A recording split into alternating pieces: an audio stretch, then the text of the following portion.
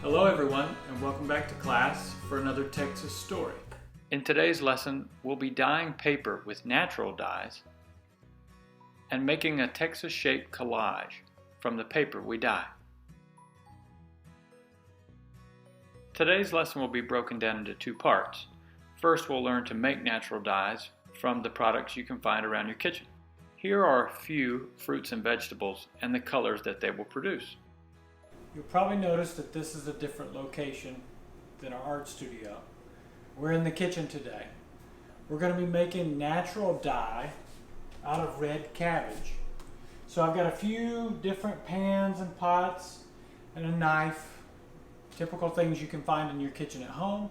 I'm going to show you how we break down our cabbage, how we cut it up, put it into some boiling water, boil it for about 20 or so minutes, and then we can make a couple of different color dyes from the juice, essentially, that's being boiled out of this cabbage. Warning, knives are sharp and boiling water is hot. Ask for help if you require it. First, I'll start by chopping up our cabbage. I recommend cutting the cabbage in half, then those halves into quarters. We're looking for pieces approximately 1 inch in length. The more cabbage we can get into our boiling water, the stronger our dye will be. Let that simmer for 20 minutes or so. You can reduce the heat and stir occasionally. Our ratio for cooking dye is 1 cup of water for every 1 cup of vegetable. We'll go over this later. You may notice that your water's already started to turn purple, so your dye is being created. And then you'll want to strain your cabbage and collect the dye in a bowl underneath the colander. We don't want it to go down the sink because this is what we'll be using to dye our paper.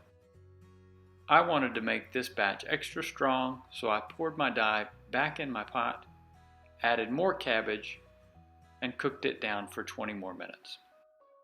Once you've strained your dye, place scraps of paper into the dye. To fit the paper into your bowl easily, you'll most likely want to tear it into smaller pieces. Let your paper soak for 20 minutes, then remove and allow to dry. Presto, you've got dyed paper. Now, the thicker the paper, the more likely it is to hold up in the water. So that's something important to keep in mind. If you want to experiment with your cabbage dye, add vinegar to shift it red and add baking soda to shift it green. You might remember this from chemistry class. These are some examples of food scraps you may have around your house already. Pick and choose 3 to 4 colors that you would like to make.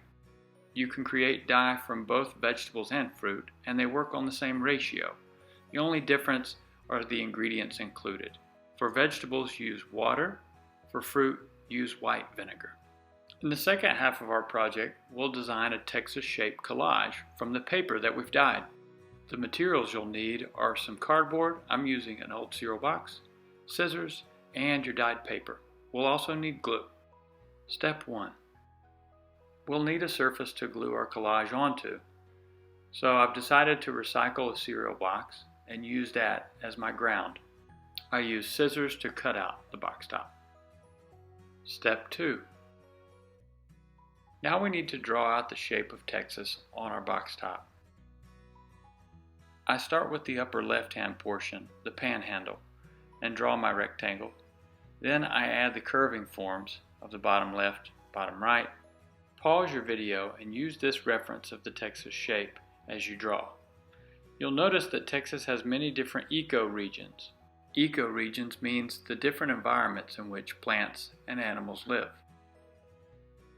Step 3. Let's use this ecoregions map to inspire our collage. We can use different colors of paper to represent different ecoregions. I begin by tearing scraps of my dyed paper into smaller pieces. I lay down the glue in the area that I want for that color, and then I tear and place each scrap. It doesn't have to be perfect. Remember, we're using the ecoregions map as inspiration. It's not a scientific map. It's more of an artistic expression of the idea. Maybe you have 3 colors, maybe you have 2. Alternate those to make the pattern all the way across the state of Texas. As you're creating your collage, think about how large the state of Texas is. It occupies a lot of land, and thus it has a lot of different plants and animals living in it, many different environments. As we go from east to west, our state dries out, and so that's going to change the plant life that can survive there.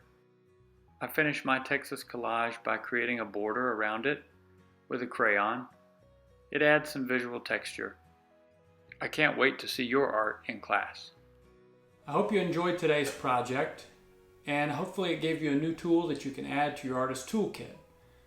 Today's class was sponsored by Arts.A Texas, and you can find information about their nonprofit in the link below. Thanks. Thank you to our Arts.A funders: Texas Commission on the Arts, National Endowment for the Arts Creative Forces, St. David's Foundation, Austin Public Library, Cultural Arts City of Austin, and the Donald D. Hamill Foundation.